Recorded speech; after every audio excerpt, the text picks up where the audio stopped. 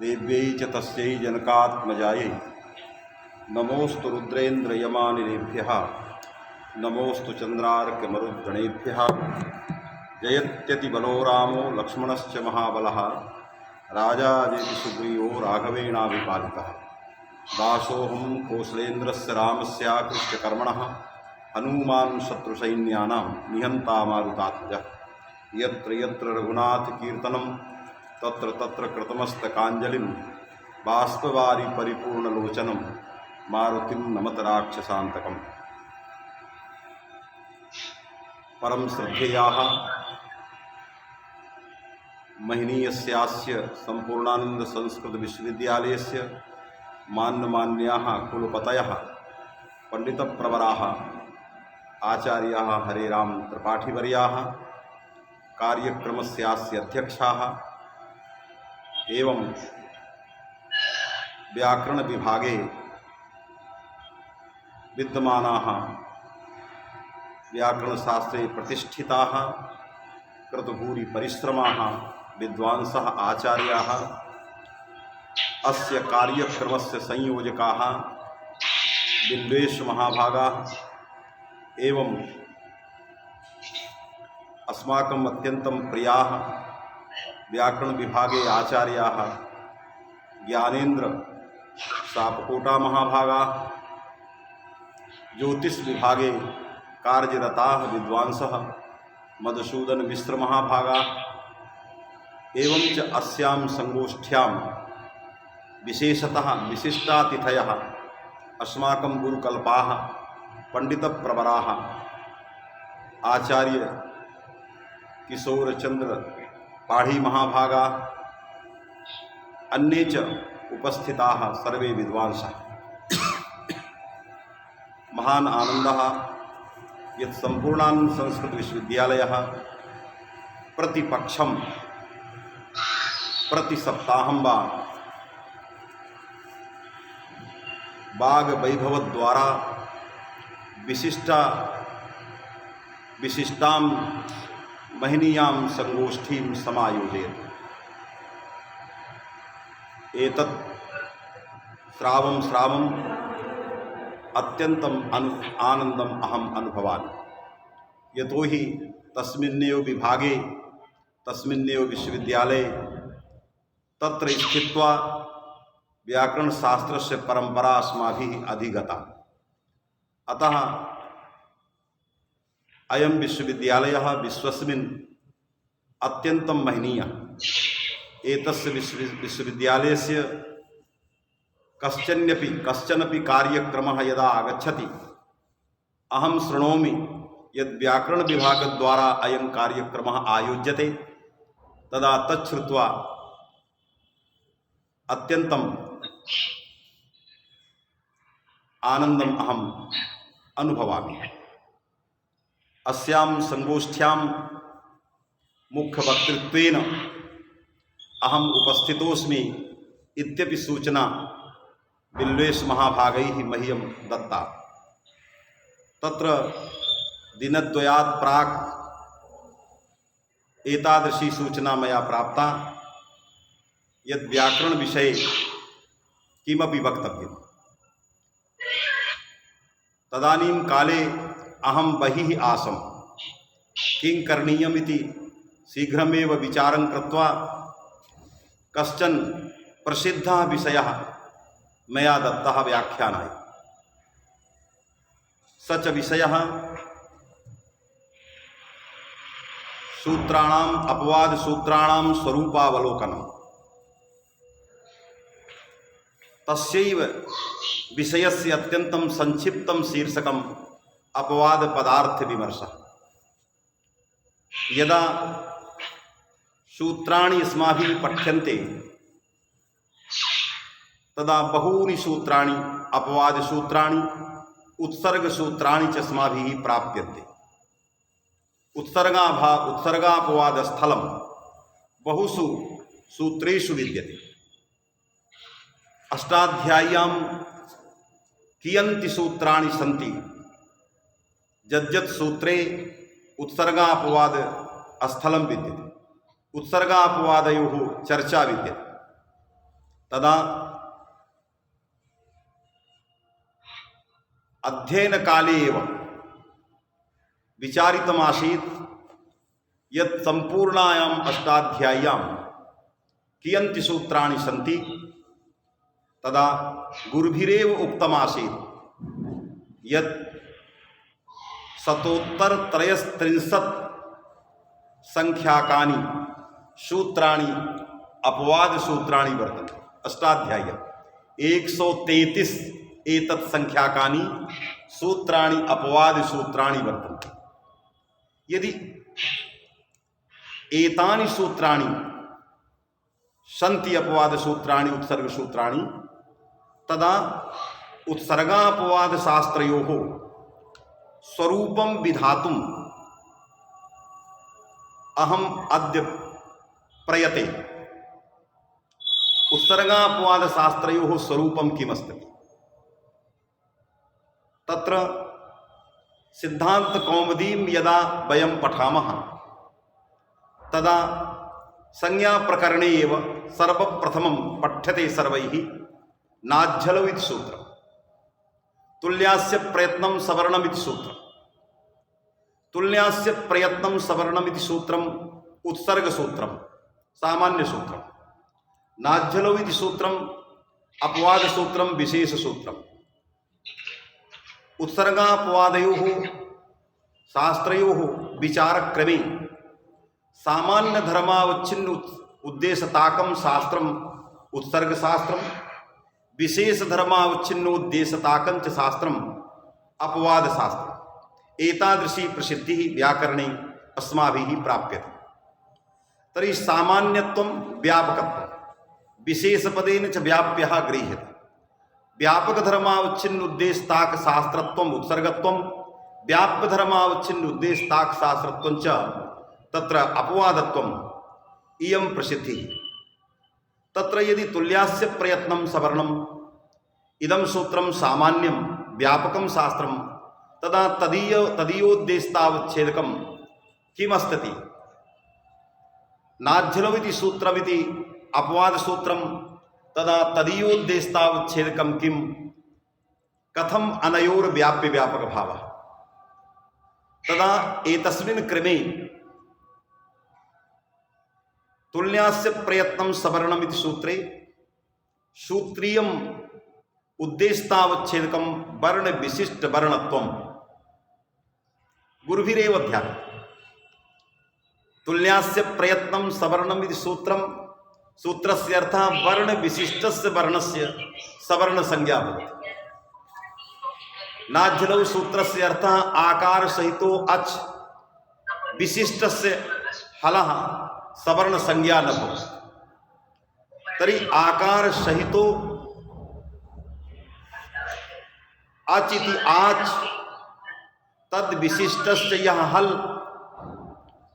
तत्र सवर्ण संज्ञा न भवति। तर्हि वर्ण विशिष्टस्य वर्णस्य सवर्ण संज्ञा इति सूत्रार्थक क्रमे वैशिष्ट्यं तुल्यास्य प्रयत्नत्व संबंधेन। वर्ण विशिष्टः वर्णः सवर्ण संज्ञको भवति। तत्र वर्णस्य वर्णे वैशिष्ट्यं किं? तुल्यास्य प्रयत्नत्व संबंधेन यदि वर्ण विशिष्टः वर्णः अस्ति तदा तस्य सवर्ण संज्ञा भवति।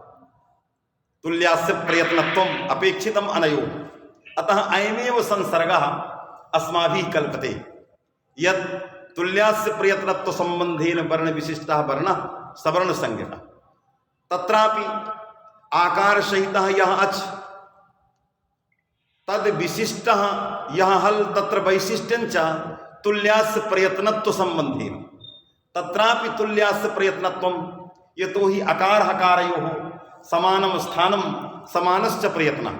अतः तुल्यास्य प्रयत्नत्व संबंधेन आकार सहित अच विशिष्टस्य हलः सवर्ण संज्ञा न भवति इति उभयोः सूत्रयोः उत्सर्गापवाद शास्त्रयोः अर्थः आदौ अस्माभिः कृतः। तत्र सामान्य शास्त्रस्य उद्देशतावच्छेदकं किं? वर्ण विशिष्टं वर्णत्वं। वर्ण विशिष्ट वर्णत्वं तुल्यास्य प्रयत्नत्व संबंधेन वर्ण विशिष्टं वर्णत्वं सामान्य शास्त्रस्य उद्देशतावच्छेदकम्। किंच आकार सहित अच विशिष्ट। गुरुजी देखिए आपका वॉइस म्यूट हो गया। आकार सहित यह अच, आकार सहितो यो अच तद विशिष्टश्च यह हल, तद हल वृत्ति हलत्वम उत्सर्ग अपवाद शास्त्रीयोद्देश्यावच्छेदकम्। ध्वनिः आगच्छति, श्रूयते सर्वैः? आगच्छति। तर्हि नाज्झलौ इति शास्त्रीयोद्देश्यावच्छेदकम् आकार सहितः यो वच् तद विशिष्टश्च यः हल तद वृत्ति यद् हलत्वं तदीयोद्देश्यावच्छेदकम्। तर्हि अनयोः व्याप्य व्यापक भावः यत् सामान्य वर्ण विशिष्ट वर्णत्वापेक्षया अच विशिष्ट हल वृत्ति हलत्वं व्याप्य, एतदपेक्षया आकार सहित अच विशिष्ट हल वृत्ति हलत्वापेक्षया वर्ण विशिष्टं वर्णत्वं व्यापकम्। अतएव अनयोः व्याप्य व्यापक भावयोः सतोः तुल्यास्य प्रयत्नं सवर्णमिति सूत्रीय उद्देश्यावच्छेदकावच्छिन्ने एतत् शास्त्रीय उद्देश्यावच्छेदकावच्छिन्नातिरिक्तत्वेन संकोचः क्रियते, जेन तुल्यास्य प्रयत्नं सूत्रद्वारा बोधितं यत् तत्त्वं तस्य तत्त्वस्य प्रामाण्यम् आगच्छति, अन्यथा तस्य अर्थस्य उत्तरकाले बाधात् अप्रामाण्यं स्यात्। एतादृशी रीतिः सर्वप्रथमं ग्रन्थकारेण तत्र विचारिता प्रमाणीकृता। एतादृशम् उद्देश्यावच्छेदकम् एतावान् अर्थः यद्यपि कस्याञ्चित् टीकायां नैवागतः, तथापि यथा परम्परं यत् मया श्रुतं गुरुपरम्परायां तदनुसारम् अत्र मया उपस्थापितम्। एतस्मिन् क्रमे विशेषतः अयं विचारणीयः यत् अपवाद पदं पारिभाषिकं तस्यार्थोऽपि पारिभाषिकः। तर्हि अपवाद पदार्थः कः वर्तते? परिभाषेन्दुशेखरे मूले एव नागेशभट्टो ब्रूते अंतरंगादपि अपवादो बलवान्, अंतरंगादप्यपवादो बलवान्। एतादृशं वाक्यं नागेशभट्टेन मूले निगदितम्। यदि अंतरंगादपि अपवादः बलवान्, तत्र घटकतया प्रविष्टः यः अपवाद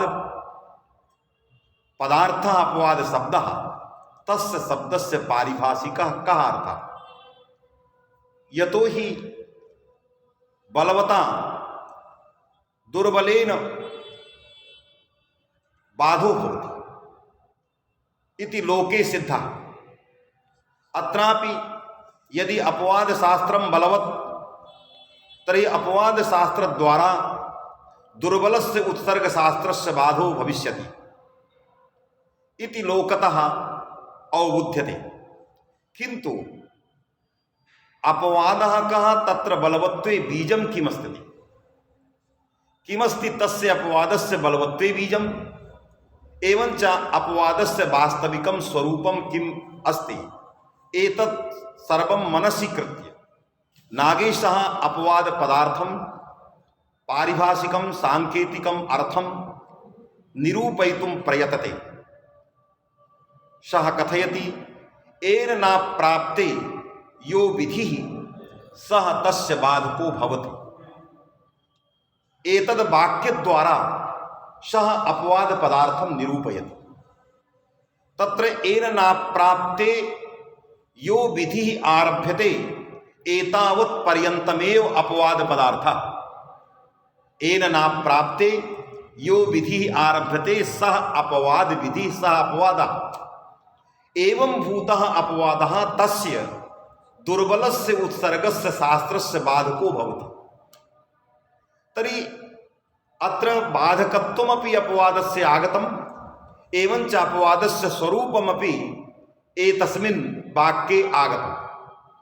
तर्हि अपवादस्वरूपे यत् स्वरूपम् आगतम्, एन न प्राप्ते यो विधि आरभ्यते सह अपवादः एतावत् पर्यन्तम् एतस्य स्वरूपम्।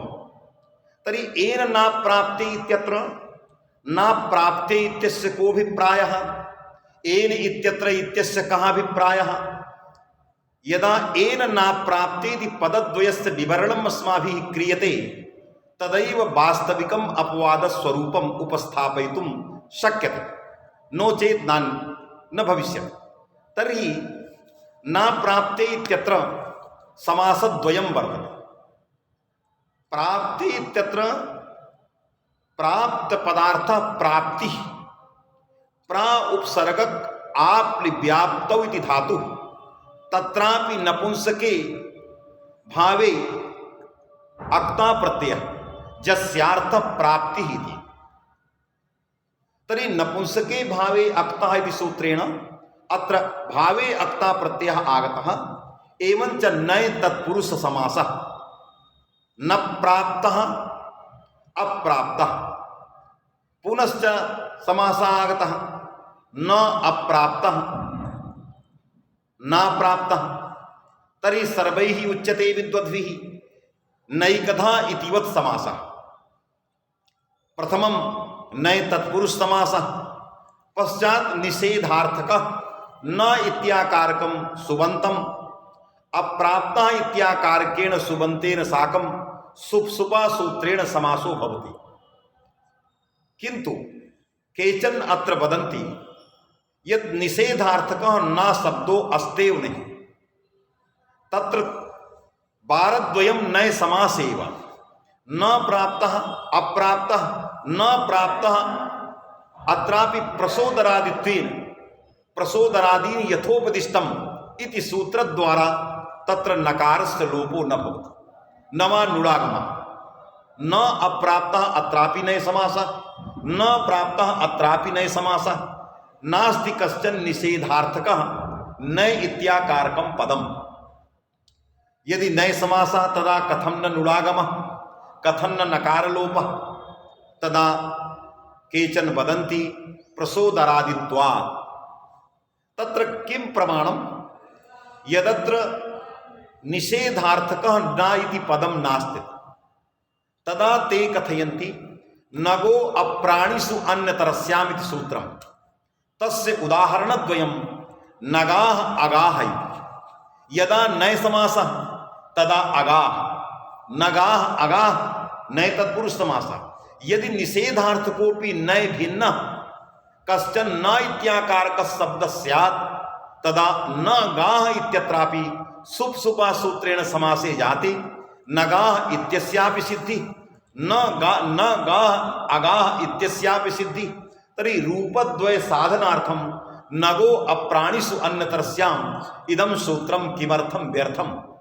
व्यर्थं सद् ज्ञापयति यदत्र निषेधार्थकः न इत्याकारकः शब्दः नास्ति। अतः प्रसोदरादित्वेन प्रसोदरादित्वात् यत् साधुत्वं तत्र विहितं तदेव साधु इति कैश्चित् उक्तम्।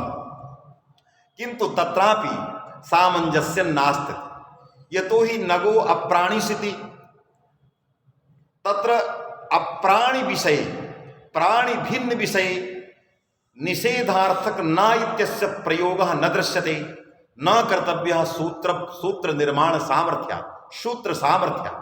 नगो अप्राणिषु अन्यतरस्याम् इति सूत्र सामर्थ्यात् अस्माभिः कल्पते यत् निषेधार्थकः न शब्दः एतस्मिन् प्रसंगे न योज्यः सूत्रारंभ सामर्थ्यात्, किन्तु निषेधार्थकः न इत्याकारकं पदं नास्ति व्याकरणे इति वक्तुम् अशक्यं। केवलम् एतद् विषये प्रयोगो न भवति सूत्र सामर्थ्यात् इति केचन प्रतिपादयन्ति। तदा अत्रापि नैकधा इतिवत् नाज्झलौ इतिवत् अत्रापि समासो सुप्सुपा सूत्रेणैव समासो भविष्यति। एवञ्च एन इत्यत्र न प्राप्तौ इत्यस्य अर्थः तत्र निषेधार्थक नयर्थक तत्र पदद्वयेन नय समानार्थक न नयति पदद्वयेन किं बोध्यते यतो हि नयद्वयेन इति वक्तुम् अशक्यं यतो हि नयद्वयं नास्ति किन्तु नयद्वयर्थक पदद्वयस्य अत्र उपादानं किमर्थम् इति जिज्ञासा अवश्यं भवति। तदा वक्तव्यं प्रकृते दार्ढ्यं बोधयितुं निषेधार्थक नयर्थक निषेधबोधक पदद्वयस्य उपादानं प्रकृतौ प्रकृत्यर्थे दार्ढ्यं बोधे। तत्र प्रकृत्यर्थः कः? तत्र प्राप्तिः। तस्यां प्राप्तौ दार्ढ्यम् आगच्छेत् तदर्थं तत्र निषेधार्थक पदद्वयस्य उपादानं। तदेव दार्ढ्यं बोधयितुं मूले एव नागेशभट्टः लिखति अवश्य प्राप्तौ इति। अब न प्राप्तौ इत्यस्य अर्थः अवश्य प्राप्तौ, तर्हि अवश्य शब्दस्य लाभः जातः। यदि निषेधार्थक पदद्वयस्य उपादानं न स्यात् तदा प्रकृते प्राप्तौ दार्ढ्यम् अवश्य पदार्थस्य लाभः न स्यात्, तदा अवश्य प्राप्तौ इत्यत्र अवश्य शब्दस्य लाभो भवति। यद्यपि अवश्य प्राप्तौ इति मौलिके वाक्ये मकारः क्व गतः इत्यत्रापि मौलिके वाक्ये प्रश्नः आगच्छति। अवश्यं प्राप्तौ इति वक्तव्यं। लुम्पेत् अवश्य कुत्र लोपो भवति मकारस्य अवश्यमिति मकारस्य, तादृशी परिस्थितिः अत्र नास्ति। अत्र अवश्य प्राप्तौ इत्यत्र प्राप्तिः वर्तते। तस्याः प्राप्तेः सत्वात् अवश्यम् इति मान्तस्य अव्ययस्य मकारस्य लोपो न भविष्यति। कथं नागेशभट्टेन अवश्य प्राप्तौ इत्यत्र मकाररहित प्रयोगः कृतः? तदा वक्तव्यं तत्र पदद्वयं वर्तते। अवश्यम् इति एकं पदं, मान्तम् अव्ययं, द्वितीयम् अकारान्तम् अवश्य इत्याकारकम् अव्ययं भिन्नं पदम्। आवश्यकाधमर्णयोः इति सूत्रद्वारा भूयि विधान सामर्थ्यात् यदि अवश्यमिति मान्तेव शब्दः सर्वत्र प्रचलितः स्यात् तदा योपधत्वाभावात् अवश्यमिति मान्तः योपधा नास्ति, अतः योपधत्वाभावात् भूयि इत्यस्य प्राप्तिरेव नास्ति। तर्हि भूयि विधानार्थं यत् सूत्रं तत् सूत्रं व्यर्थं स्यात्। अतः तत् सूत्रारंभ सामर्थ्यात् अस्माभिः कल्पते यत् द्वौ शब्दौ वर्तेते, एकः मान्तः एकश्च अकारान्तः। यस्य अकारान्तस्य शब्दस्य उपधायां यकारो विद्यते, अतः योपधत्वात् भूयि प्राप्तो भवति, येन आवश्यकः इति प्रयोगस्य सिद्धिः भवति। तस्मात् तत्सर्वमेव कुक्षीकृत्य नागेशभट्टेन मूले उक्तम् अवश्य प्राप्ताविति। एवञ्च एन इत्यस्य कः अर्थः? तर्हि एन इत्यस्य इति कर्तरि तृतीया। तर्हि यत् कर्तृक् अवश्य प्राप्तौ सत्याम् इति एन प्राप्तौ इत्यस्य अर्थः। यत् कर्तृकावश्य प्राप्तौ सत्याम् यस्य विधेः आरम्भः यो विधिः आरभ्यते। तर्हि यत् कर्तृक् अवश्य प्राप्तौ सत्याम् यस्य विधेः आरम्भः स एव विधिः अपवाद पदेन गृहीतो भवति। यथा समन्वयम् अहम् उपस्थापयामि। एकं शास्त्रम् आद्गुणः, द्वितीयं च शास्त्रं वृद्धिरेति। आद्गुणः शास्त्रस्य सर्वत्रापि सामान्यतया प्रवृत्तिः। अजाव्यवहित पूर्वत्व विशिष्ट अत्वावच्छिन्ने अकारे सर्वत्रापि एतस्य शास्त्रस्य प्रवृत्तिः। तदा यदि अजाव्यवहित पूर्वत्व विशिष्ट अत्वावच्छिन्ने इदं शास्त्रं सर्वत्र प्रवर्तेत तदा एजाव्यवहित पूर्वत्व विशिष्ट अत्वावच्छिन्नस्य अत्वावच्छिन्नोद्देशताकस्य वृद्धिरेति सूत्रस्य आरम्भः संजातः। अतः अयं वृद्धिरेच विधिः अपवाद विधिः। अतएव वृद्धिरेति विशेष धर्मावच्छिन्नोद्देशताक शास्त्र द्वारा सामान्य धर्मावच्छिन्नोद्देशताक शास्त्रस्य आद्गुणः इति शास्त्रस्य बाधा। अन्यथा कृष्णैकत्वम् इत्यत्रापि कृष्ण एकत्वम् अत्रापि आद्गुणः शास्त्रस्य प्राप्ति। रमा ईशा अत्रापि आद्गुणः इत्यस्य प्राप्ति। सर्वत्रापि आद्गुणः शास्त्रस्यैव प्राप्तिः। तदा वृद्धिरेति सूत्रस्य निरवकाशत्वं सर्वथा वैयर्थ्यम् अतएव एतस्य आरम्भः संजातः। तस्मात् एजाव्यवहित पूर्वत्व विशिष्टं यदत्वम् एतत् शास्त्रीयोद्देशतावच्छेदकम् अजाव्यवहित पूर्वत्व विशिष्टम अत्वं तदीय शास्त्रीयोद्देशतावच्छेदकम्।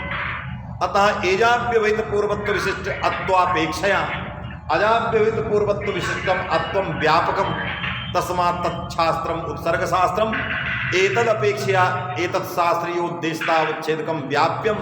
अतः इदं शास्त्रं तत्र अपवादशास्त्रम्। एतत् सर्वं मनसि कृत्येव अग्रे नागेशभट्टः मूले एव लिखति। सामान्य धर्मावच्छिन्नोद्देशताक शास्त्रस्य विशेष धर्मावच्छिन्न उद्देशताक शास्त्रेण बाधः इत्यर्थः फलितो भवति। येन नाप्राप्ते यो विधिः आरभ्यते सः तस्य बाधको भवति एतस्य वाक्यस्य। किन्तु अग्रे एव पुनः तं परिष्करोति, मूले एव परिष्करोति यत् विशेष शास्त्रेण बाधः सामान्य शास्त्रस्य। तर्हि सामान्य शास्त्रं कीदृशम् अपेक्षितं? केवलं सामान्य धर्मावच्छिन्न उद्देशताकं शास्त्रमेव सामान्य शास्त्रं विवक्षितम् आहोसित इदं शास्त्रं किञ्चित् विशेषण विशिष्टम्। एतस्मिन् प्रसंगे मूले एव नागेश भट्टः लिखति यत् विशेष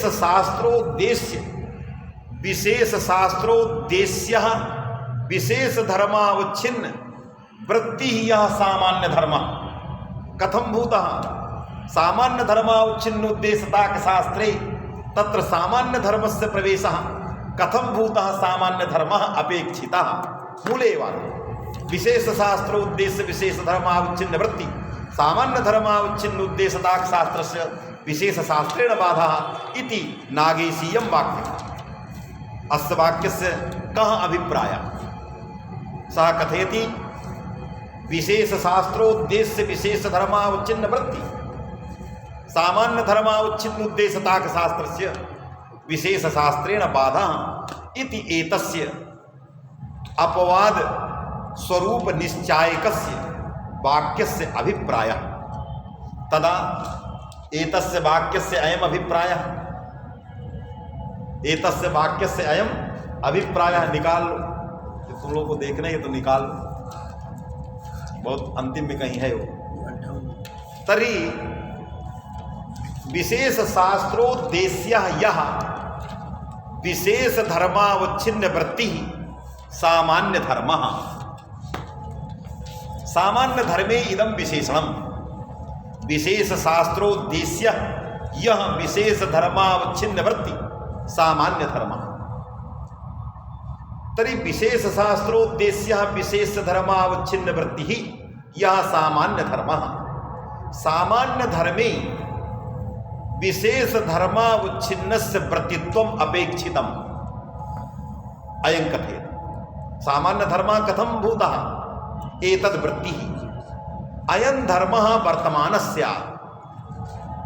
तर्हि विशेष शास्त्रोद्देश्यः यः विशेष धर्मावच्छिन्ने वर्तमानः सामान्य धर्मः तद्धर्मावच्छिन्न उद्देशताक शास्त्रस्य विशेष धर्मावच्छिन्न उद्देशताक शास्त्रेण बाधा।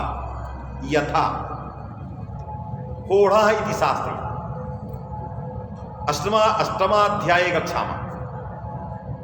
तत्र 8 अध्यायाः मया कल्पिताः अपवादस्य विषये। तत्र 133 शतोत्तर 33 सूत्राणि तत्र सन्ति। तत्र प्रथमाध्याये कियन्ति सूत्राणि, द्वितीयाध्याये तृतीय अष्टाध्याय्यां यः अध्यायः तदनुसारिणी कल्पना न कृता, स्वयमेव अध्यायस्य कल्पना कृता।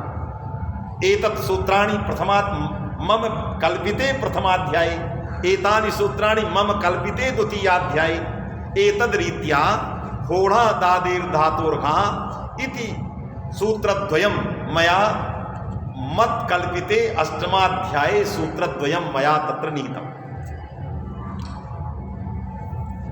तत्र तस्मिन्नेव काले अध्ययन अध्यापन काले एव कश्चन लघु ग्रन्थः मया लिखितः आसीत्, प्रकाशनं न जातम्, परिष्कारस्य आवश्यकता आसीत्, कार्यं कृतं। तत्र सूत्रे होढा इति सूत्रे सामान्यस्य अस्य सूत्रस्य हस्सठा स्यात् झलि पदान्ते। तर्हि गुरुचरणैरुक्तम् अत्र उद्देश्यं द्वयं वर्तते, झलाव्यवहित पूर्वत्व विशिष्ट हकारः एवं पद निरूपित अन्त्यत्व विशिष्ट हकारश्च इति एतादृशी कल्पना गुरुचरणैरेव कृता अस्ति। होढासूत्रस्य मया तु तस्मिन् काले उक्तं किमासीत्, झल पदान्ते तद अन्यतरा व्यवहित पूर्वत्व विशिष्ट हकारः एव एतस्य शास्त्रस्य उद्देश्यः, किन्तु पदान्ताव्यवहिति न मिलिष्यति, अतएव तैः परिष्कृतं यद् एतस्य सूत्रस्य भिन्नं भिन्नं उद्देश्यं कल्प्यं।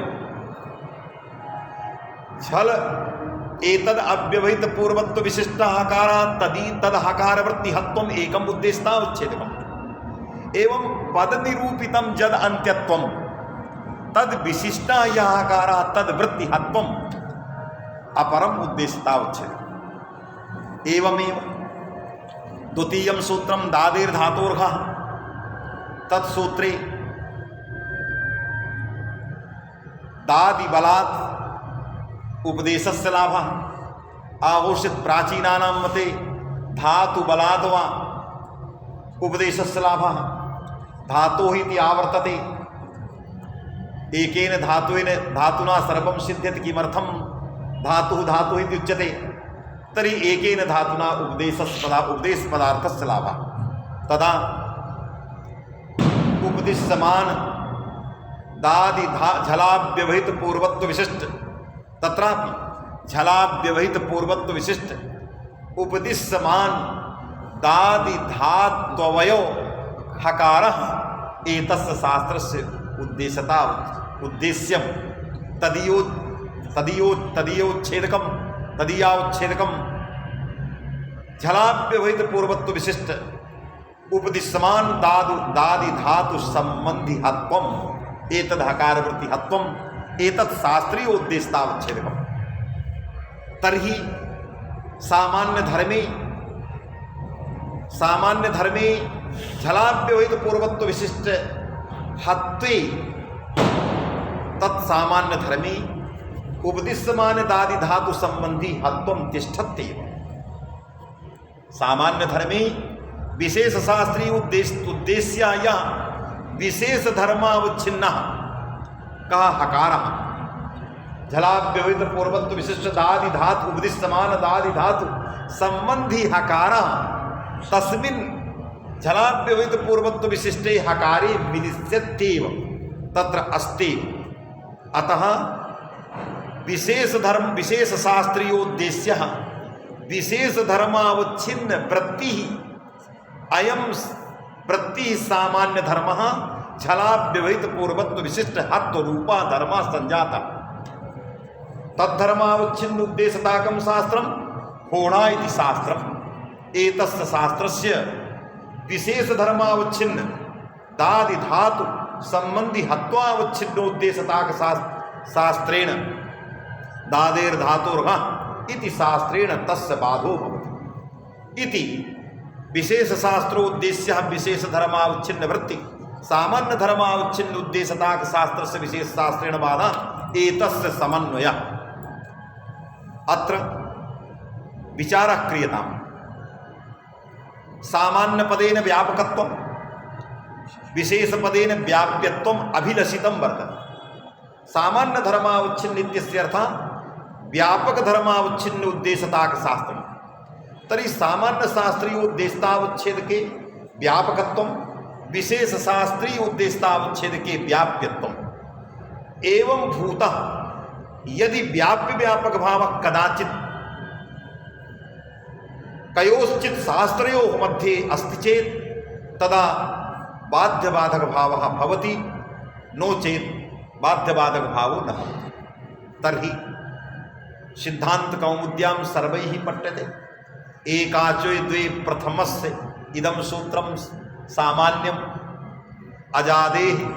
अजादेर द्वितीयस्य इदं सूत्रं विशेष शास्त्रम् अजादि धातु संबंधी द्वितीयैकाचतो अजादि धातु संबंधी द्वितीयस्य एकाचः द्वित्वं भवति अतः द्वितीय शास्त्रीय अजादेर द्वितीयस्य एतत् शास्त्रीय उद्देश्यतावच्छेदकम् अजादि धातु संबंधी द्वितीयैकाचतो सामान्य शास्त्र से उद्देश्यतावच्छेदकम्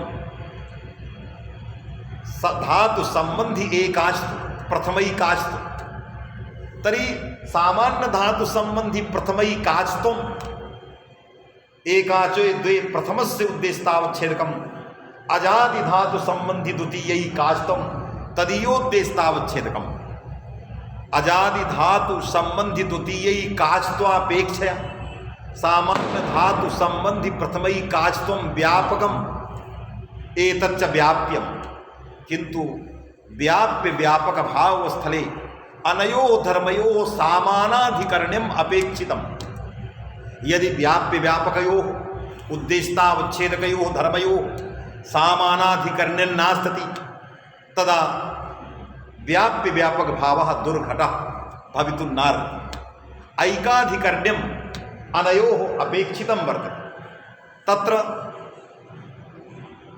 अजादि धातु संबंधी द्वितीयैकाचत्वम् ऊर्णुनाव् इत्यत्र ऊर्णुनाव् इत्यस्मिन् प्रयोगे स्वरूप संबंधेन अजादि धातु संबंधी द्वितीयैकाचत्वं स्वरूप संबंधेन नु इत्यत्र तिष्ठति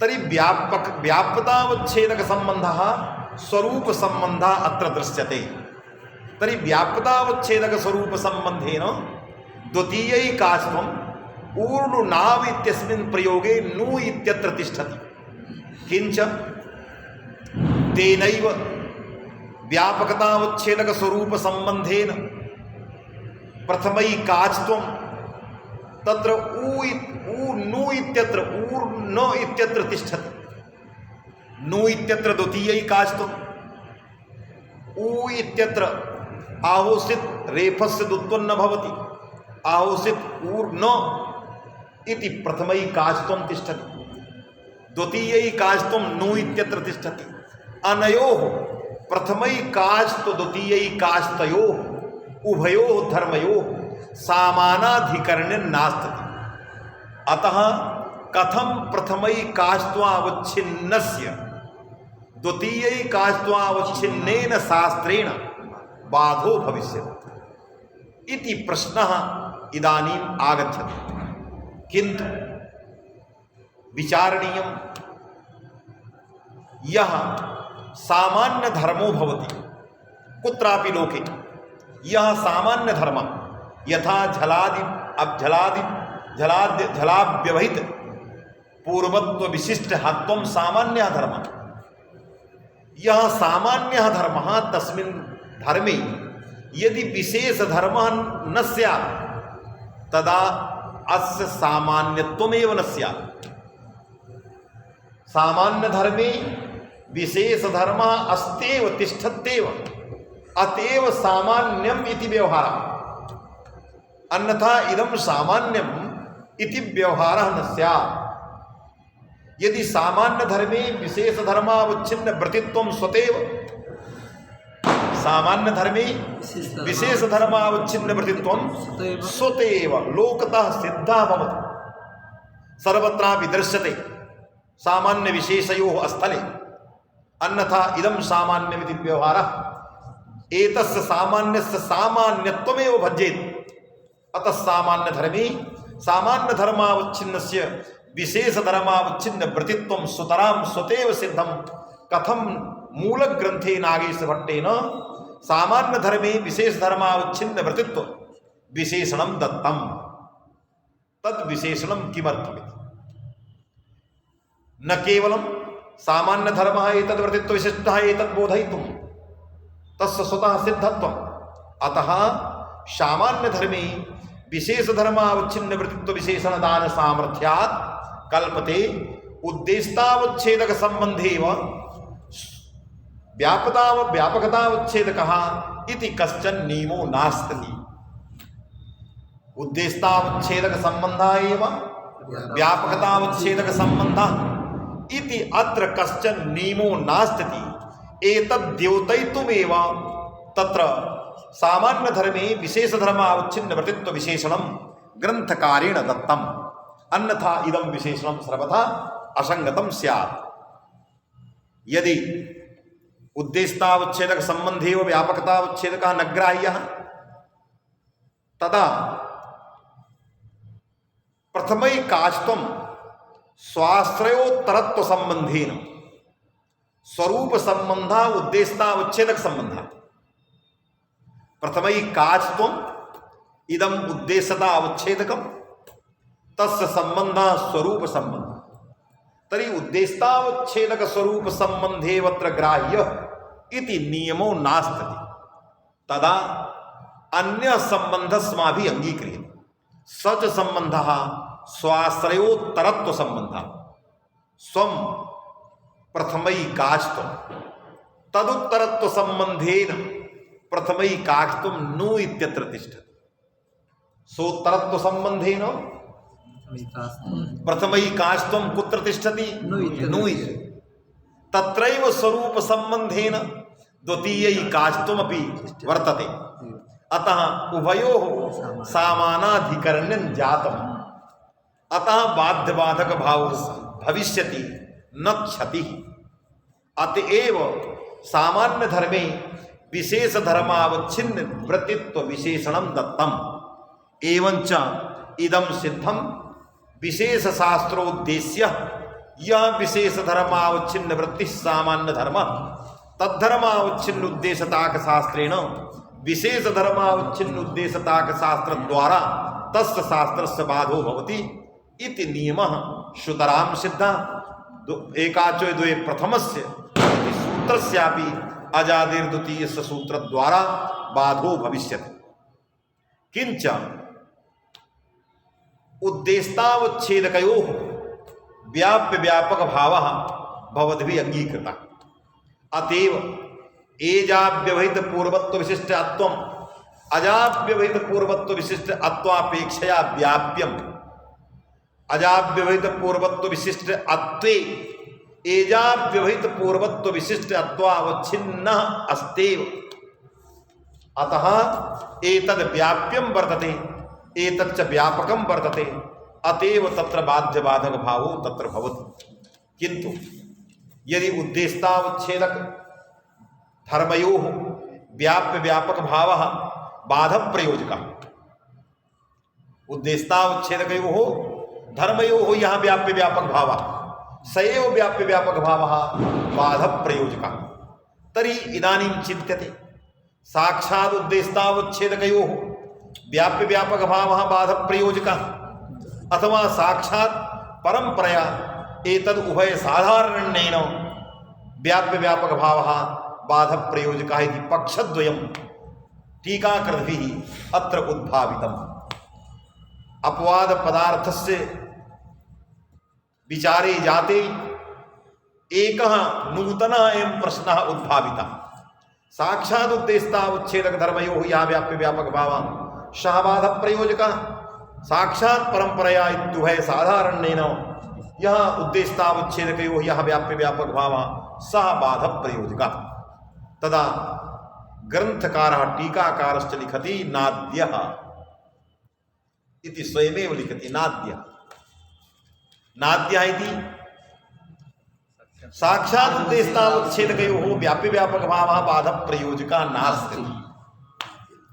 यदि साक्षात् उद्देश्यतावच्छेदकयोः बाध व्याप्य व्यापक भावः बाध प्रयोजकः इति पक्षः अंगीक्रियते तदा न वृद्धिरादेचि इत्यत्र न वृद्धिरेचि आद्गुणा इत्यत्रापि न दोषः।